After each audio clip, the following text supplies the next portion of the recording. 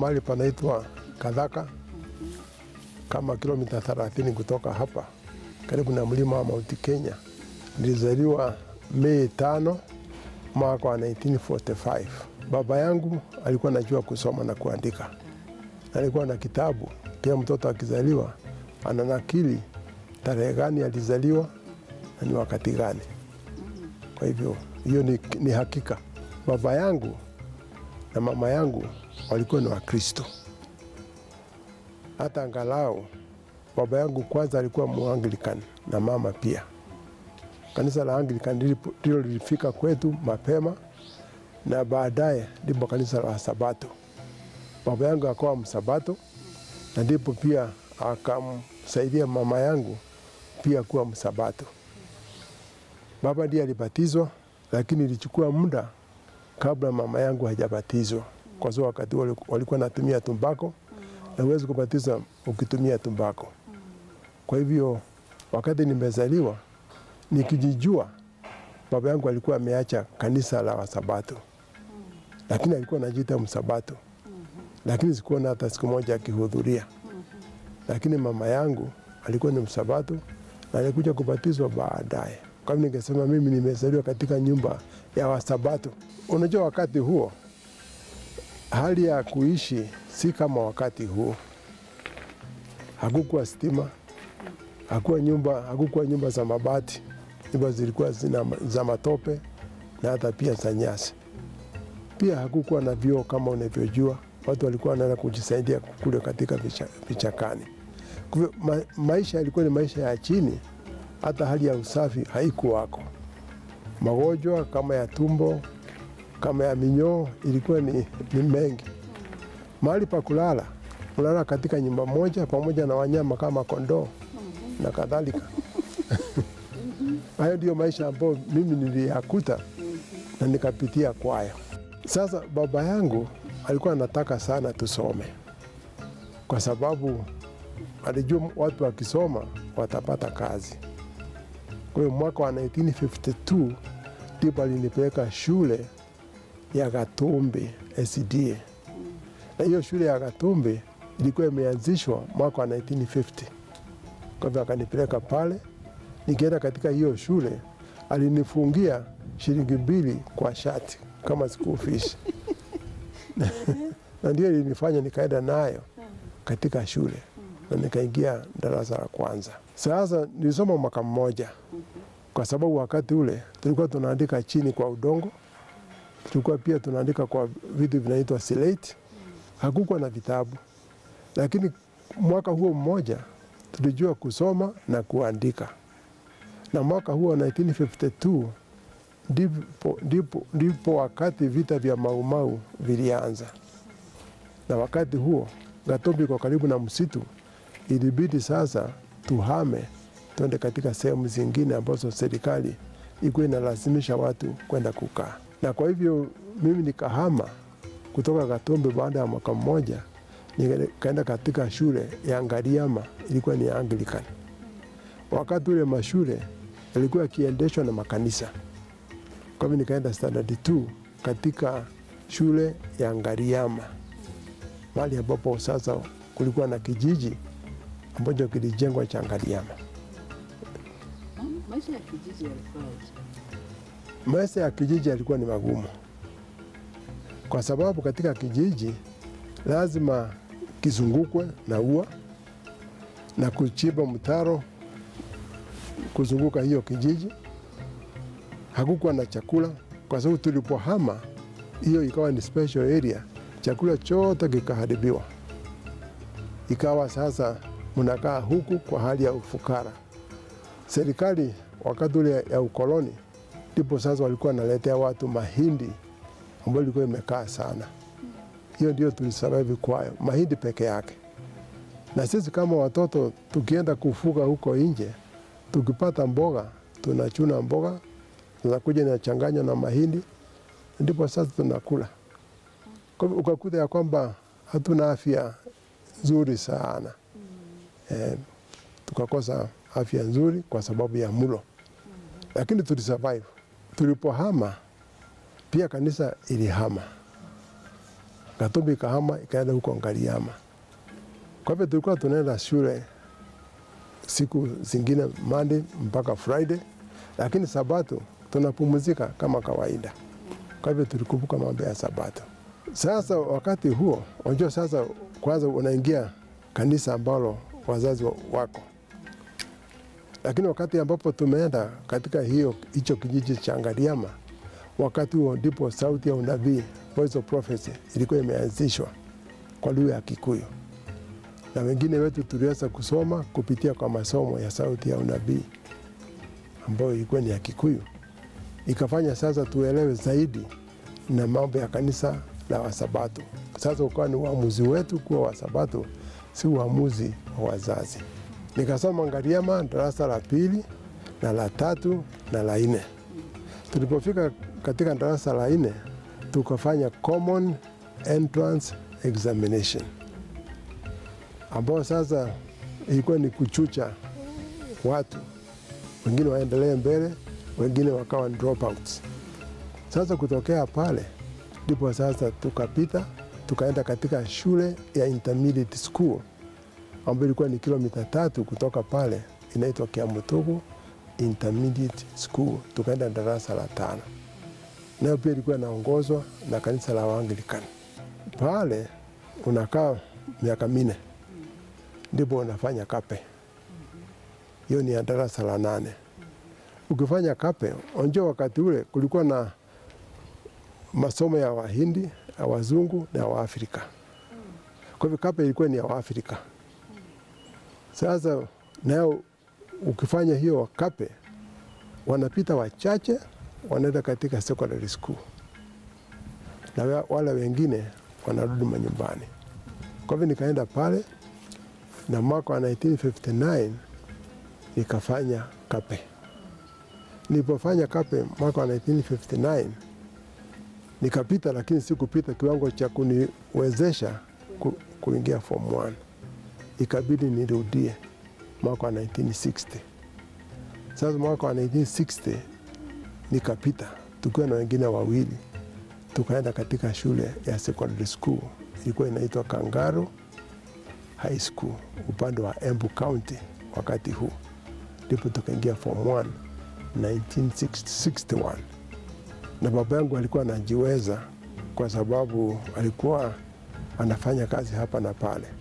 Lakini wakati mamau iliingia, baba yangu alikuwa ni askari, alifanya kuwa askari au home guard. Kwa alikuwa anapatiwa mshahara kidogo na serikali ya wakoloni. Kwa hivyo ikatuwezesha kusoma kwa hiyo fedha kidogo. Lakini baada ya emergency, ndipo sasa baba aliweza kupata fedha hapa na pale kwa kutafuta fedha, na tukasoma. Lakini tulipoingia high school, hiyo sasa ilibidi sasa zilizokuwa kwa county council ziwe zinatusaidia. Wakati huo ilikuwa ni Embu County Council. Kwa hiyo Kirinyaga County na Embu County ilikuwa ni district moja ya Embu. Kwa hivyo sasa ilinisaidia nikasoma. Si baba alikuwa anatoa, kwa sababu hangeweza. Kwa hivyo ni county council ilikuwa inanisaidia. Nikawa Kangaru miaka 4. Wakati ule mimi peke yangu nilikuwa Mwadventista wa Sabato. Sasa nilikuwa Mwadventista wa Sabato mimi peke yangu. Ilikuwa shinda sana kwa sababu wanafunzi hawaelewi, walimu pia hawanielewi. Ilikuwa ni shinda. Lakini Mungu akanisaidia, nikasimama wima. Kwa sababu nilikuwa nimebatizwa mwaka wa 1959. Sasa nikienda Kangaru nilikuwa tayari mshiriki. Sasa ilikuwa inanibidi kila Sabato natembea na mguu kutoka Kangaru mpaka kanisa la Gatumbi kila Sabato, na ninarudi. Ilikuwa ni ugumu tu, si ya kwamba ilikuwa ni rahisi hivyo. Walipoona ya kwamba mimi mwenyewe nimesimama wima, na wakati ule wazungu ndio walikuwa naongoza mwanzoni, wakaniruhusu.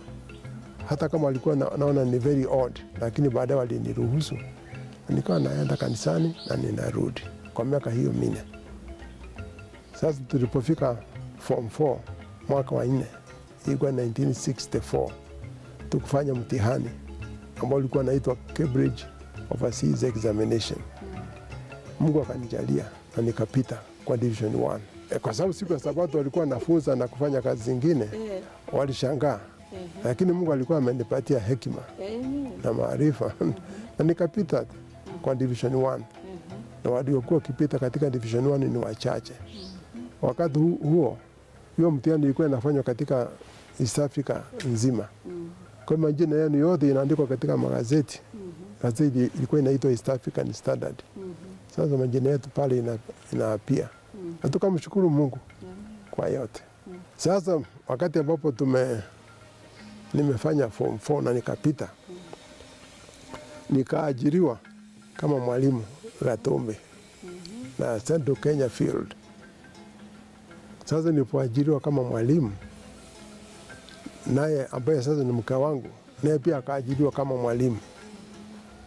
Alikuwa amemaliza kule Chebwai. Sasa tukawa sisi ni walimu pale katika shule ya Gatumbi.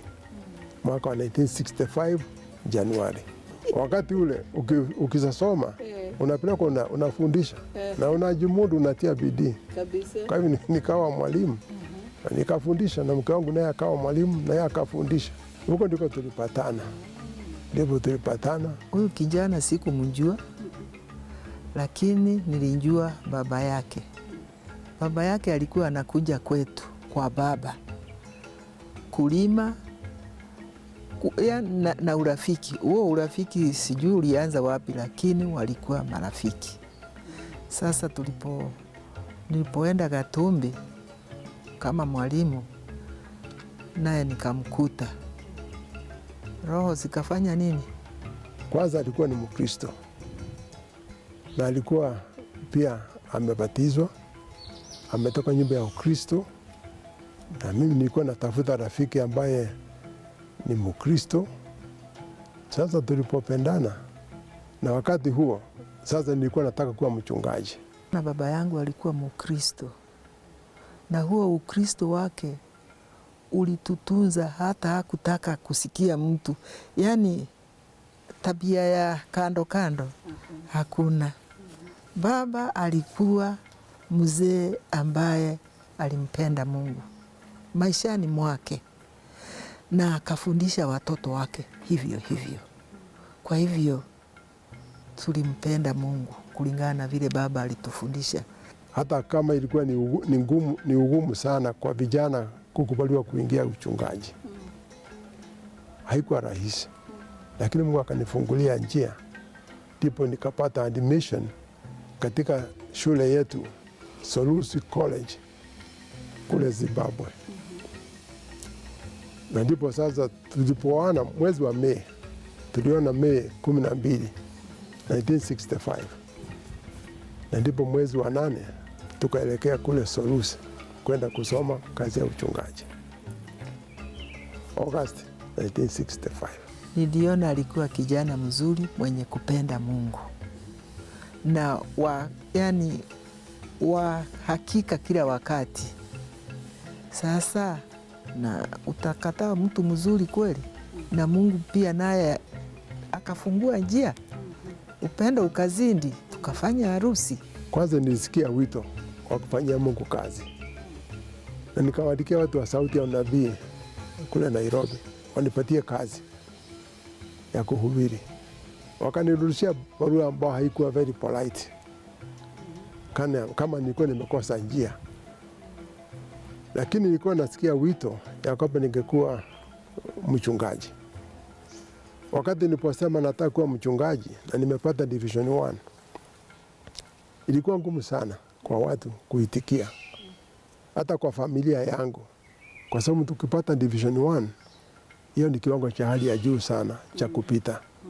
Kwa hivyo sasa ilikuwa ni ngumu, lakini mawazoni mwangu nisikuwa nasikia kwamba mpaka niwe mchungaji. Hata pia nilipo apply kwa kanisa niwe mchungaji, wakati ule nilipo apply mara ya kwanza, Central Kenya Field Committee kwanza ilikataa. Sasa huyu ni kijana ambaye ni single. Sasa tutamwaminije? Nasikia mara ya kwanza walikataa.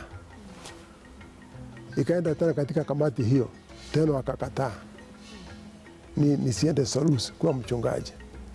Sasa mara ya tatu ndio tulikuwa tukiambiwa, unajua mambo ya kamati, hata kama wewe si mwana kamati unayapata.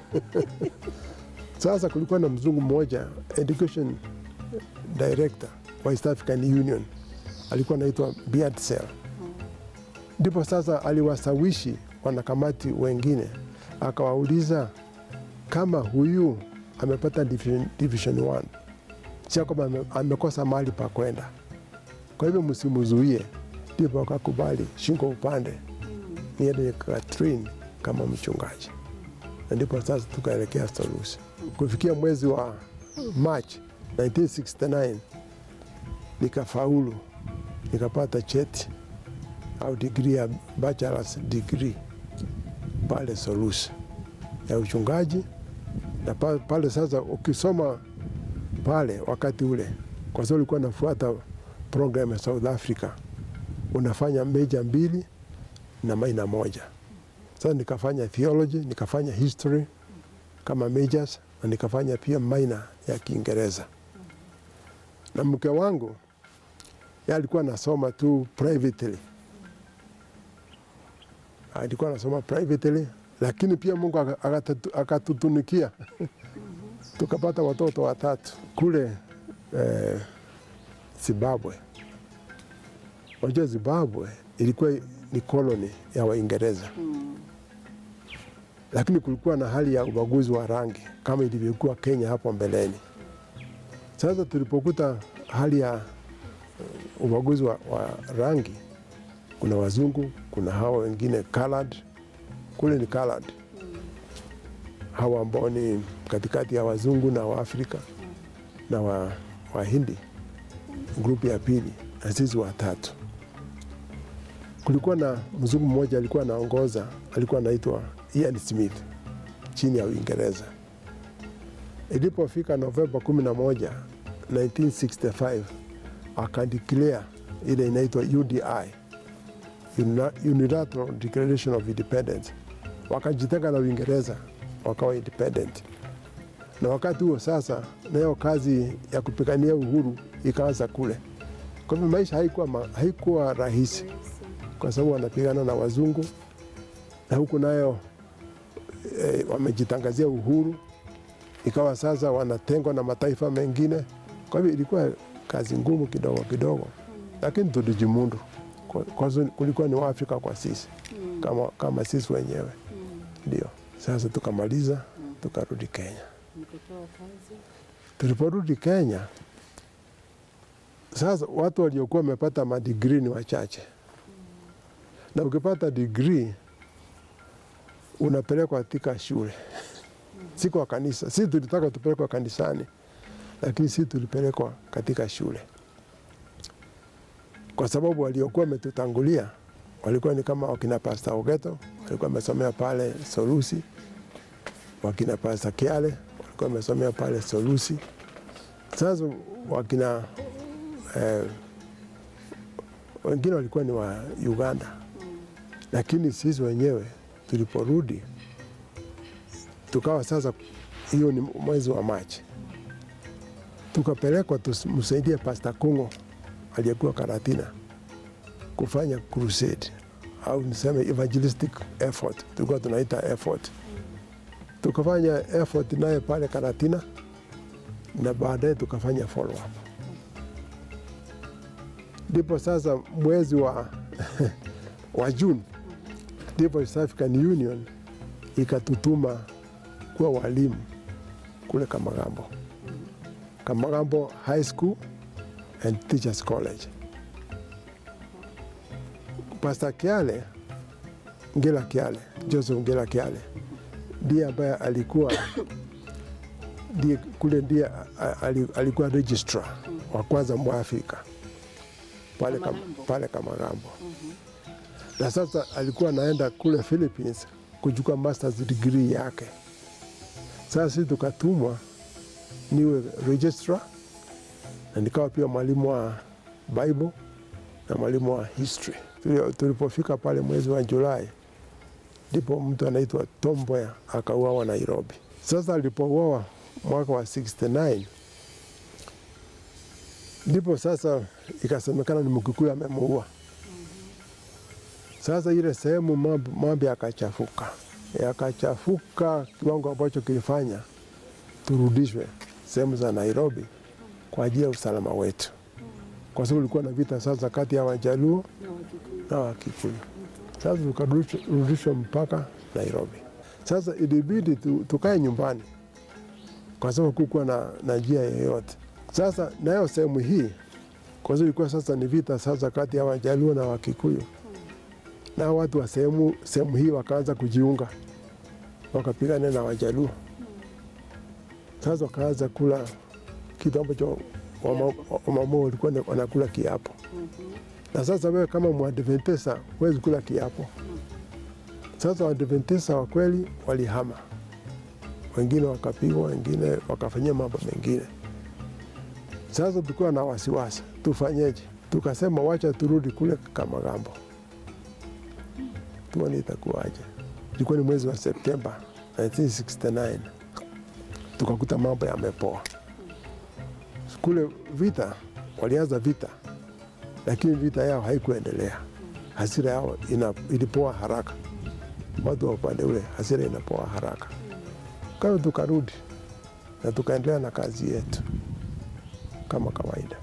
Maishani mwangu sijasikia kufanya kazi mahali pengine popote. Si mambo ya mshahara ya nini. Nilikuwa nimesikia nifanyia kanisa tu. Kwa hivyo sijafanya application mahali pengine popote.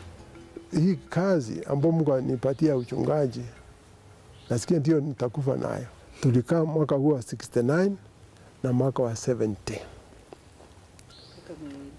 Sasa ndipo sasa Zablon Ayonga aliporudi kutoka India akiwa na master's degree, kwa sababu mimi nilikuwa kama loan. Nimetolewa na Central Kenya nikapeleka niende kusaidia. Ikabidi sasa nirudi Central Kenya na Zablon Ayonga, Pastor Zablon Ayonga the late. Ikawa sasa ndiye atakuwa registrar kule Kamagambo. Sasa tukarudi Nairobi mwisho wa 1970. Kwa hivyo 1971 nikawa mchungaji katika Central Kenya Conference. Sasa nikapatiwa kanisa la Jericho. Tulikuta kanisa la Jericho limekuwa organized. Na wakati huo kulikuwa na makanisa matatu tu ndani ya Nairobi. Kulikuwa na Maxwell ambayo ilikuwa ni ya wazungu. Kulikuwa na hii Shauri Moyo, na pia kulikuwa na Jericho. Sasa nikawa mchungaji wa Jericho. Na ndipo mwaka wa 1971. 1972 sasa nikaongezewa Shauri Moyo. Sasa ilipofika kama mwezi wa 6 1972 kulikuwa kumetokea shinda kule Karatina.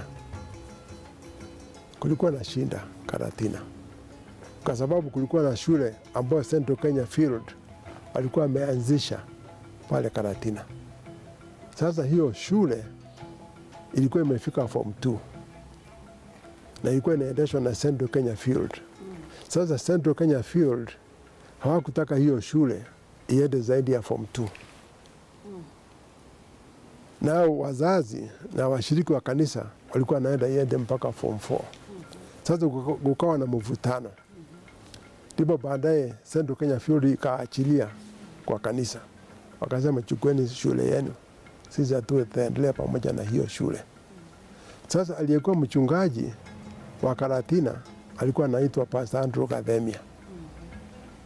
Akiwa sasa ndiye mchungaji wa pale, na sasa shule imerudi kwa kanisa.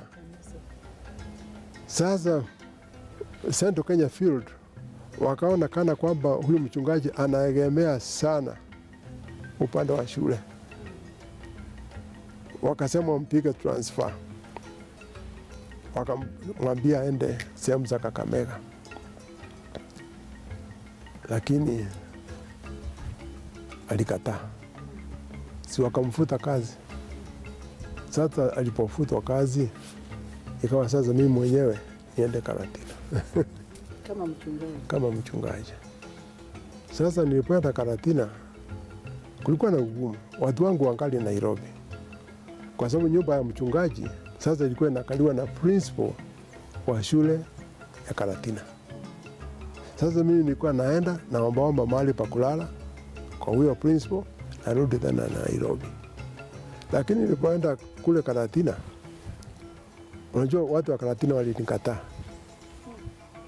Wakasema kama umetumwa na Central Kenya Field usiingie hapa. Sasa mimi sikuhubiri hata siku moja katika kanisa letu la Karatina. Wakaandika mabarua kwa viongozi wa serikali, kwa polisi, wakasema kuna mtu hapa anaharibu amani. Kwa sababu sasa mimi nimetumwa na Central Kenya Field. Sasa wakavutana mpaka mwishowe ilibidi nitoke pale. Sasa baada ya mwezi mmoja ndipo Pastor Mbazara, Dennis Mbazara akawa transferred kutoka Middle East kuja kuwa sasa president wa East African Union. Alipokuja kama president wa East African Union, sasa ndipo watu wa Karatina wakamwendea, wakamwambia ukimwondoa huyu tutazungumza, tutasikizana. Sasa naye Pastor Mbazara akajaribu nitoke pale, nayo Central Kenya Field haitaki. Lakini mwishowe walisikia na baada ya mwezi mmoja nikaondolewa pale, nikaambiwa nirudi Nairobi. Sasa Nairobi, Pastor Mugane, Eustace Mugane ambaye sasa ni marehemu, alikuwa sasa ndiye pastor wa Nairobi. Sasa mimi nikarudi Nairobi bila district. Sasa tukakaa pale, tulikuwa tunakaa Karura, kwa sababu hapo ndipo tulikuwa tunakaa. Sasa niliporudi Nairobi nilikaa mwaka wa 1973 bila district yoyote. Mimi nilikuwa natoka hapa naenda kuhubiria ambaye nataka kuhubiria Nairobi, narudi kwangu. Mwisho wa mwezi napatiwa mshahara. Hakuna mahali ameenda nje peke yake, tulikuwa tunaenda pamoja. Sinjabaki hati nyumbani, hati nibaki kule na watoto, never. Kale kandogo kalikuwa kanaingia kwa nyumba, akisha katoa kwa mfuko, tunakapangia. Unapanga kila kitu. Hii maisha inaendelea. Hatujalala bila kula chakula. Hako Mungu alikuwa anakabariki. Tunakula, tunashiba, tunafurahi. Upendo wa Mungu. Alikuwa ananiunga mkono sana. Hatukusikia chochote, tulijua hii ni great controversy, vita kuu. Na katika vita kuu mambo haya kama haya hayana budi kutokea. Kwa hivyo hatukulaumu yeyote, lakini tulijimudu. Sasa ilipofika kama mwezi wa 10 hivi 1973, ndipo sasa nikatumwa Gatumbi nikawa mchungaji. Na wakati huo kulikuwa na mchungaji mmoja tu katika district yote ya Kirinyaga. Sasa nikapelekwa Gatumbi kwa sababu Pastor Solomon Ngoroi alikuwa na retire mwisho wa mwaka huo. Sasa nikapelekwa pale, nikaenda. Sasa naye pastor anakaa katika nyumba, sina nyumba. Sasa nilikuwa naenda naombaomba mahali pa kulala, narudi Nairobi. Familia iko Nairobi. Iko Nairobi. Naenda nahubiria watu, nahubiri, narudi. Kule kanisa ilinikubali kwa sababu hakuwa na vita na Central Kenya Field. Ndipo sasa ilipofika mwisho wa 1973, ndipo nikapewa transfer ya kwenda Chebwai kama mission director wa Chebwai Mission, ambayo ilikuwa ni Western Kenya province yote. kutoka Kapsakwanyi mpaka huko Shiongo, Kakamega, kote ilikuwa ni station ya Chebwai. Sasa nikawa station director pale. Nikiwa pale mwaka sasa wa 1974 nikasikia hamu ya kwenda kuongeza masomo nipate master's degree. Wakati huo tuko na familia yangu, mke wangu na watoto. Sasa tulipoenda pale tuka-apply na nikakubaliwa. Baadaye tukapatiwa bursary na East African Union. Mwezi wa Oktoba 1974 ndipo tukaenda Philippines katika Far East Seminary kwenda kuongeza masomo ili tupate au nipate master's degree. Sasa nikaenda Philippines.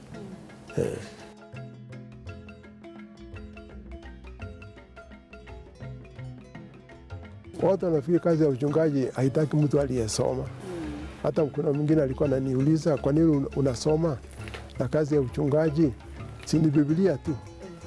Lakini ukishaenda kusoma ndipo unajua kama kungekuwa na kazi ambayo ingehitaji kiwango cha hali ya juu sana ya masomo ni kazi ya uchungaji. Kwanza ilikuwa ngumu kwenda na watoto 4 kwa sababu kanisa ilikuwa inalipia watoto 2. Hata nilikuwa napanga niwajengee wabaki huku, lakini kwa sababu watoto wetu haukuwa wamefikia miaka 12, nauli ya ndege ilikuwa ni half. Kwa hivyo watoto 4 ilikuwa sasa inalipia watu 2 tikiti 2. Sasa tukaenda na watoto wetu sote 4 na tukaenda na Mungu akatujalia. Kwa hivyo tukaenda Philippines. Baada kwa mmoja tumemaliza degree yetu, ikabidi sasa turudi kwetu tukafanya kazi. Sasa ndipo East African Union ikanituma Bugema Adventist College. Nikawa mwalimu pale kufundisha theology na pia kufundisha history. Sasa nilijaribu kukataa. Kwa sababu mwaka wa 75 ndipo sasa Idi Amin alikuwa mkali sana kule Uganda. Kuna huyo mfalme Idi Amin au president alikuwa mkali, alikuwa anachukia dini zingine isipokuwa Islam. Na pia alikuwa anachukia wa Kenya. Mwaka wa 1975 mwisho wake ndipo sasa mtu kama Gershon Amayo, Profesa Amayo ambaye ni the late, alikuwa Bugema, ndipo sasa akatoroka kwa sababu maisha yake alikuwa hatarini. Sasa na mimi ikawa sasa tuende kule Bugema, na ni wakati ambapo Idi Amin alikuwa anachukia wa Kenya. Nijaribu kuzungumza na viongozi wa union wa kina Bazara, wakanisukuma, wakasema kama wazungu wanaenda, si hata ni kusema sisi mioyo yetu ina dhamani kuliko ya wazungu. Tukakubali, tukaenda kama sasa mwalimu katika shule ya Bugema. Hata hii degree program ya Bugema, kwa sababu walikuwa nasoma diploma ya theology, ni wakati wetu ni sisi tukadevelop degree program ya Bugema, tukaipanga. Lakini ilipofika kama mwezi wa Mei hivi, mambo yakawa magumu sana. Kwanza mambo yalikuwa ni magumu, shida ilikuwako, tulikuwa tunapatiwa chakula, uweze kununua chochote, na muda wote ambao tulikaa kule Bugema si kununua chochote isipokuwa ni hadi kashifu tu. Kwanza mishahara si kwamba ilikuwa mikubwa, ilikuwa ni kidogo wakati ule, na pia vitu havikuwako, na vilivyokuwako vilikuwa vya gharama ya hali ya juu sana. Kwa hiyo nilinunua tu hadi kashifu, na ikabidi sasa tutoroshwe kwa sababu tulisikia maisha yetu pia ilikuwa ni hatarini, na ikabidi tutoroshwe. Tukatoroshwa, tukaingizwa gari la moshi, tukarudi Kenya. Tukaenda sasa tukaingishwa katika gari la moshi, na tukifika mpakani katikati ya Uganda na Kenya, wale askari walikuwa very rough, lakini Mungu akatusaidia, tukavuka na tukaja mpaka Nairobi. Sasa kufika Nairobi ndipo sasa ilikuwa changamoto nyingine. Unajua kule Uganda hatukununua chochote. Mwaka uliotangulia tulikuwa shule kule Philippines. Watoto walikuwa nakuwa. Sasa ikawa ya kwamba hata watoto hata viatu hawana.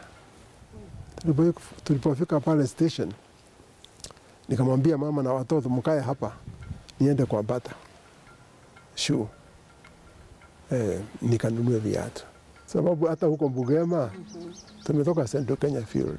Sasa tuliporudi Central Kenya Field ndipo sasa wakatuweka pale Karura. Mimi wakanituma kama mchungaji wa Thika. Nilikuwa natoka Karura naenda mpaka Thika. Sikuwa na gari, nikutembea tu na mabasi. Mshahara ulikuwa ni kidogo.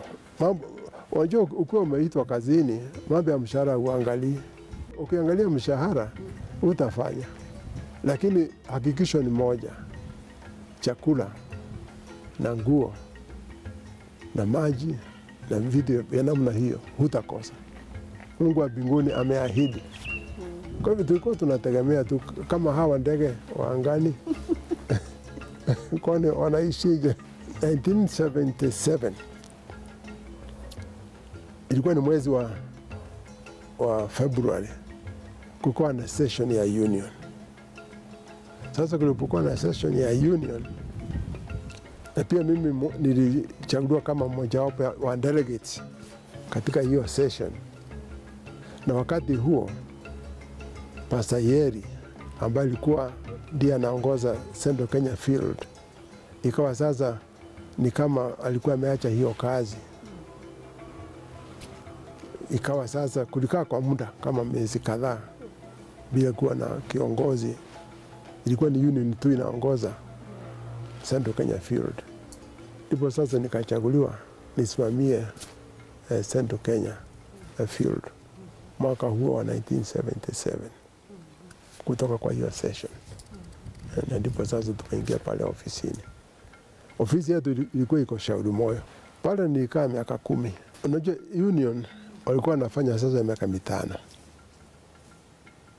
Kwa hivyo katika miaka 5 walikuwa wanagawa katikati kwa field. Kwa katikati mnafanya session na mwisho mnafanya session. Kwa hivyo sasa ninyi mnafanya session 2 wakati union wanafanya session 1. Si kama wakati ambapo sasa wanaenda Zimbabwe na union. Sasa katika field walikuwa wanafanya katikati. Kwa hivyo ulirudishwa mara 4. Kwa hivyo sasa wakati huo unarudishwa, unajua nao watu wanaona kama umekaa sana. Sasa unajua sasa ndipo sasa ilipofika hiyo miaka 10 ndipo sasa nikapelekwa sehemu za Kamagambo kwenda kusimamia Kamagambo Institute ambayo ilikuwa imeanzishwa na union. Sasa pale nikaenda sasa kufunza, kama director nikaanza kufunza wachungaji katika kiwango cha diploma. Sasa tulipoenda Kamagambo kama sasa ministerial director, kule nilifanya kazi miaka 2. Ikawa sasa Pastor Chale ndiye sasa aliletwa katika Central Kenya Field baada ya mimi kutoka. Sasa imefika sasa nimeenda Kamagambo. Baada ya miaka hiyo 2 ndipo ikawa sasa Central Kenya sasa Field itakuwa conference. Sasa wakaniita niweze kuiongoza. Wakati huo sasa Pastor Chale ameenda union. Ndipo sasa tukaanzisha Central Kenya Conference. Tumekaa Central Kenya Field kutokea 1977 mpaka 1986. 87, 98 sasa niko Kamagambo kama ministerial director. Sasa 89 ndipo sasa nimerudi sasa Central Kenya Conference kama sasa executive director. Pale sasa nikakaa miaka 3. Na ndipo sasa wakati huo sasa kipindi cha conference ni cha miaka 3. Ndipo baada ya hicho kipindi cha conference, ndipo sasa ikabidi sasa nikatolewa. Baada ya hiyo session nikapelekwa Kamagambo kama principal. December ndipo sasa union wakakaa na division wakakaa, wakaona ya kwamba niende Baraton kwenda kufundisha theology. Baada ya mwaka mmoja nikawa head of the department kule Baraton, ambako nilikaa kwa miaka 16 kabla ya kustaafu. Sasa tukiwa pale wakati mwaka wa 2007 kulipokuwa na uchaguzi, na sisi tulikuwa tunaangalia mambo ya TV, nani ameshinda. Si ndipo sasa walisema ya kwamba uchaguzi umeibiwa. Alikuwa anaitwa Kibaki ameiba uchaguzi. Na sasa kwa sababu we happened to be Wakikuyu, ikabidi sasa mpaka Wakikuyu sasa wafanyiwe vita. Sasa ndipo sasa walivamia chuo cha Baraton. Ili sijui walikuwa wanataka kufanya nini kwa Wakikuyu. Sasa viongozi wetu katika Baraton ndio walitusaidia. Mmoja alikuwa ni anaitwa Richard Mambo, ambaye alikuwa ni business manager. Unajua yeye ni Mjaluo. Ilikuwa inasemekana Wajaluo ni wa ODM. Hata kama wewe hujasema hivyo, lakini kabila lenu linakuwa identified na chama fulani za kiongozi. Mwingine ni Siza wa Malika, alikuwa ni chaplain. Yeye ni Muluya. Yeye alikuwa anasema ni ODM. Sasa ndio walienda wakasihi hawa vijana ambao wanataka kuvamia Baraton, wakawasihi, tafadhali msivamie. Hawa watu tutawaondoa. Wakasema sasa, na tutakula nini? Wakaambiwa mnachotaka. Wakasema tunataka ng'ombe. Ndipo sasa wakapelekwa kule kwenye ng'ombe. Baraton wana ng'ombe nyingi. Wakachagua ng'ombe yule mnono, wakaja naye hapa Bara Center, ndipo wakamchinja, wakapatiwa mchele na kuni. Sasa wakati wanaposherekea, ndipo sisi tukatoroshwa, tukapelekwa Kapsabet police station baada ya huo uchaguzi. Sasa tulipofika pale Kapsabet police station, sasa tumepelekwa na serikali. Sasa tunakuta watu wengi. Kwa my estimate, walikuwa ni kama watu 10,000 pale. Wakisii wako, Wakamba wako, Wakikuyu wako, wengine wamekuja na mbuzi zao. Tukawa pale sasa. Wale ambao wanajua Kapsabet police station ni mahali kidogo. Sasa ilibidi tukae pale kwa juma nzima. Tulijaribu kutoroka, ikashindikana. Hatungeweza kutoka pale. Tukajaribu kwa vyovyote. Hakuna ndege ingeingia pale. Haingewezekana.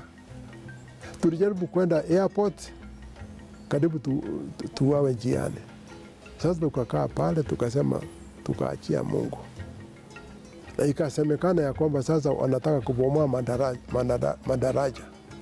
Na kama wangebomoa, si wangekuja sasa watuchinje pale. Kila siku unaona wanamachi pale kwa barabara. Wanamachi. Wakiimba. Wakati nyimbo zilikuwa no Raila, no peace. No Raila, wakipiga vitu vyao. Siku moja vile tulivyoambiwa, walipitia pale watu 70,000.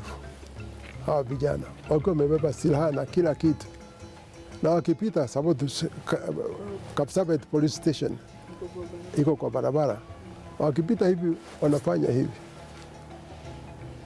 Sisi tunakaa pale tunamwomba Mungu. Siri ya ushindi katika mke wa mchungaji ni kukaa ukiwa na amani na imani kwa Mungu. Usife moyo Kufa moyo ni kitu kibaya sana, kwa maana ndio unaona hata watu wengine wanajiua. Mtu anaona shida zimekuwa nyingi, anaona hakuna faida ya kuishi, anajimaliza. Lakini maishani mwangu tangu tukae na yeye, hata nilipokuwa kwa baba, discouragement hiyo ni kitu kingine cha nilitupa. Mambo ya kinja hata ya shinda kama hivyo, umesikia tukiwa Kapsabet tuliomba Mungu tu.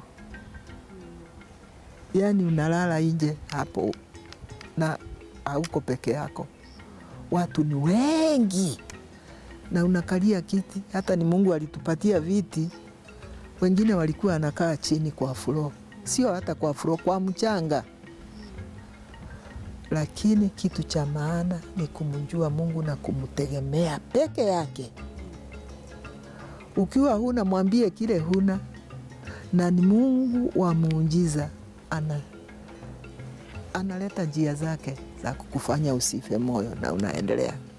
Nilistaafu mwisho wa 2011. Sasa wale watoto Mungu aliwasaidia. Wa kwanza aliweza kumaliza master's degree yake ya elimu. Sasa principal upande wa Nyeri wa serikali. Huyo ni wa pili, mvulana. Kwa sababu tuna wasichana 4 na mvulana 1. Msichana ndiye wa kwanza. Sasa msichana wanafanya kazi na yeye na bwana yake kule sehemu za Marekani, US, kule Andrews University. Mume wake Dr. Mbungu, yeye ni mwalimu katika chuo chetu cha Andrews University. Sasa mke wake ambaye alikuwa amesomea hata mambo ya accountant, alipokuwa Baraton alikuwa ni kama, kwa sababu alifanya kazi pia Baraton, alikuwa ni kama accountant pale, lakini alipoenda kule sehemu za Marekani ilibidi asomee kazi ya unasi.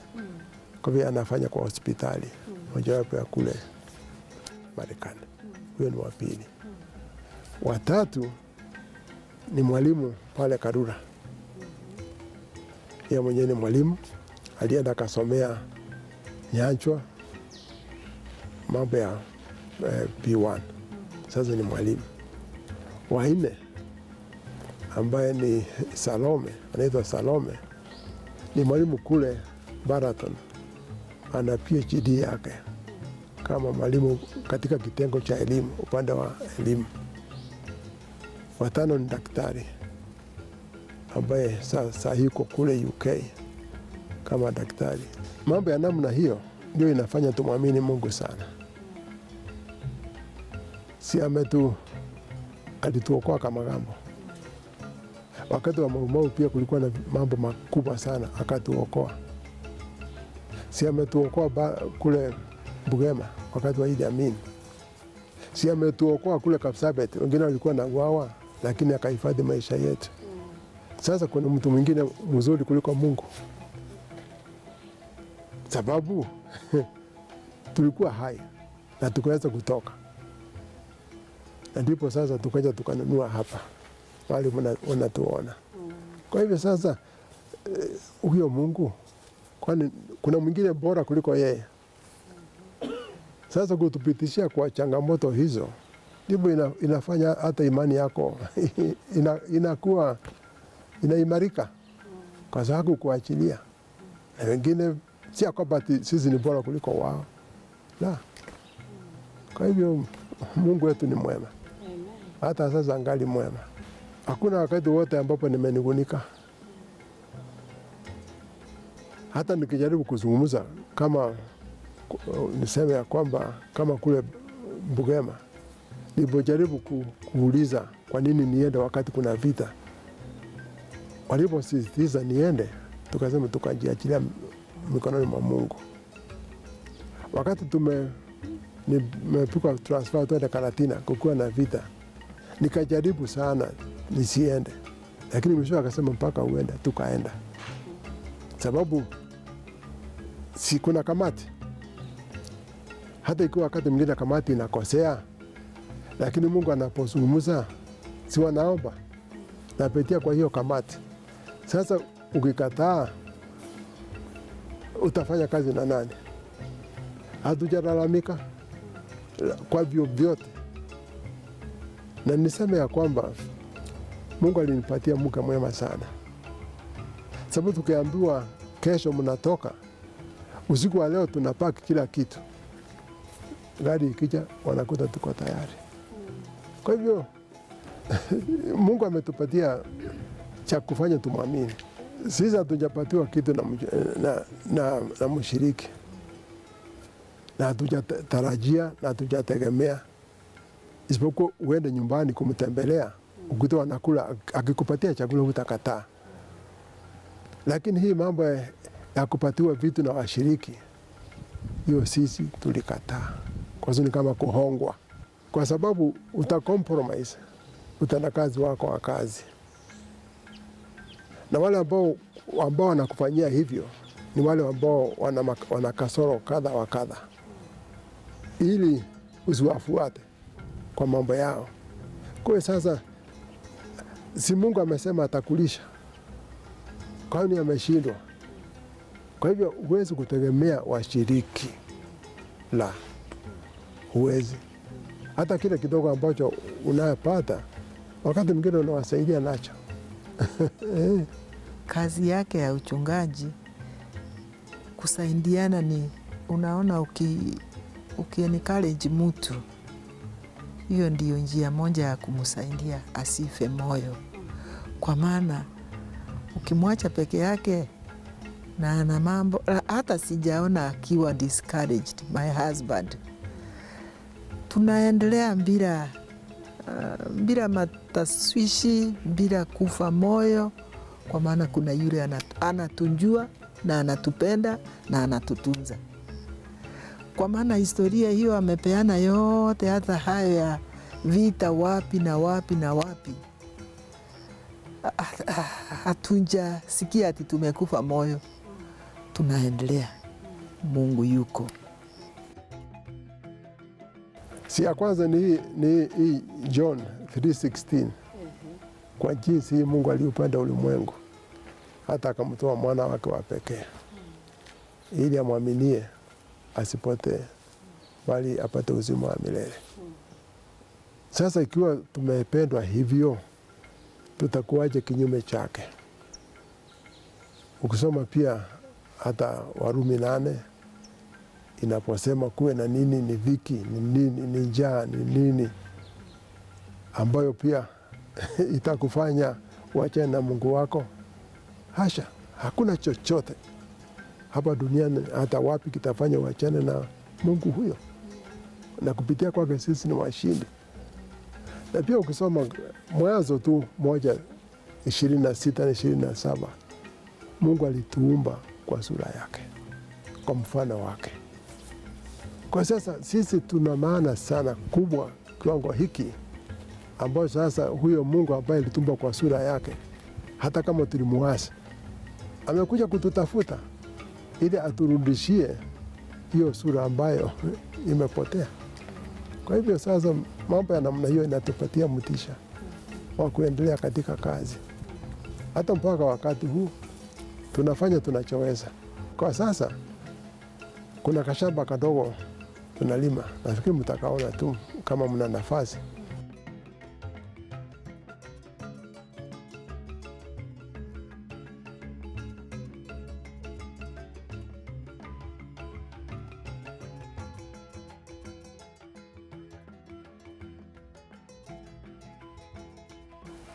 Pamoja na kashamba hako tunahubiri huku mitaani.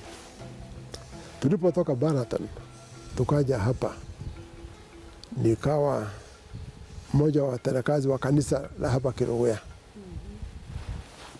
Tukazungumza na Baraton pia, wakaja wakafanya kurusedi kubwa. Sasa tuna kanisa inaitwa Hope Alive, ambao ni organized, wana plot, wamejenga kanisa. Mungu ametusaidia pia, tumefungua kanisa lingine ambao sisi ni washiriki sasa. Ina washiriki kama 30 ambao inaitwa Karia. Ukipita njia hii ya kwenda Kutus, Kuna mahali ambapo unaona kumeandikwa Karia. Sasa hiyo ndio kanisa letu. Sababu tuliona ya kwamba kuwa na kanisa Kerugoya, la pili ni Kutus, ni mbali sana. Ni vyema tuwe na kanisa lingine. Na mimi ni mmoja wapo ya wazee wa kanisa hilo, hata kama tuko wazee wawili. Na tunataka sasa sehemu ambazo hazijaingiliwa tuingilie. Area hii Waadventista ni wachache. Wengi ni Wakatoliki na Waanglikani. Hata wale ambao wanatuzunguka, isipokuwa mshiriki mmoja ambaye amenunua nyumba ya 3, ndiye mshiriki amenunua kama vile tulivyonunua. Lakini hawa wengine wote mpaka Kerugoya hakuna Mwadventista. Hapa unaona kuna kazi nyingi sana ambayo Mungu mwenyewe anataka tuifanye. Na sasa tukaulizwa na kanisa kule Gatombe niwe mwenyekiti wa board of management. Sasa niko mwenyekiti wa board of management kwa shule ambayo ina primary na ina secondary school. Kwa sasa hizo ndizo kazi ambazo tunafanya. Pamoja na kudumisha Ukristo wetu tukiwa na mke wangu. Bila mimi ningalivyosema, si umeitwa katika hiyo kazi na umeshika jembe la kulima. Maandiko yanasema usiangalie mbele au kando, shikilia.